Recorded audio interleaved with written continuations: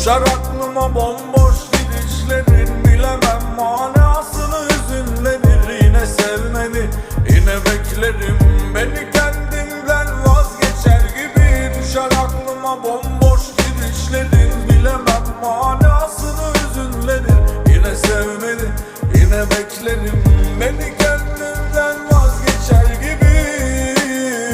Of, vazgeçer gibi, deli gibi. Bir süre yanıldım, ayıldım, gerçeği sevemedim, kaçırdım.